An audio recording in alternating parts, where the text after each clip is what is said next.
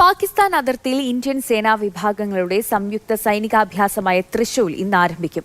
Operation സിന്ദൂറിന് ശേഷമുള്ള ഏറ്റവും വലിയ സൈനികാഭ്യാസം എന്ന പ്രത്യേകതയും തൃശൂലിനുണ്ട്. 20,000-ഓളം സൈനികർ അണിനിരക്കുന്ന തൃശൂലിൽ യുദ്ധ ടാങ്കുകളും കവചിത വാഹനങ്ങളും പീരങ്കിപ്പടയും ഭാഗമാകും. വ്യോമസേനയുടെ റഫാൽ, സൂക്കോയ് 30, MKI യുദ്ധവിമാനങ്ങളും അഭ്യാസത്തിന്റെ ഭാഗമാകും.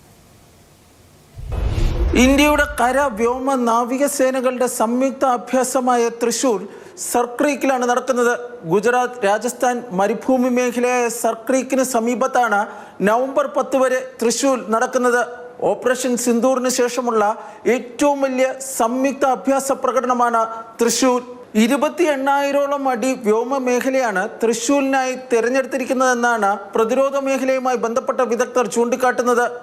സംയുക്ത അഭ്യാസമായ തൃശൂർ നടത്തുന്നതിന് ഇന്ത്യ തെരഞ്ഞെടുത്ത സ്ഥലവും അതിൻ്റെ പ്രവർത്തന വ്യാപ്തിയും വളരെ സുപ്രധാനമാണെന്നും പ്രതിരോധ മേഖലയുമായി ബന്ധപ്പെട്ട വിദഗ്ധർ അഭിപ്രായപ്പെടുന്നു.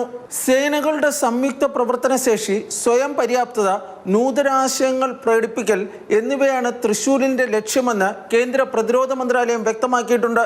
തൃശൂരിൻ്റെ ഭാഗമായി രാജസ്ഥാൻ, ഗുജറാത്ത് എന്നിവിടങ്ങളിലെ ചില വ്യോമപാതകളിൽ കേന്ദ്ര സർക്കാർ നിയന്ത്രണവും ഏർപ്പെടുത്തിയിട്ടുണ്ട്.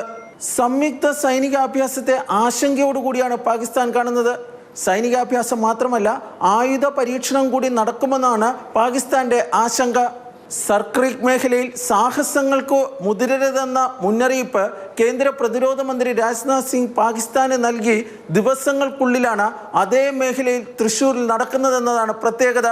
B Balagopal, Mathrubhumi news, Delhi.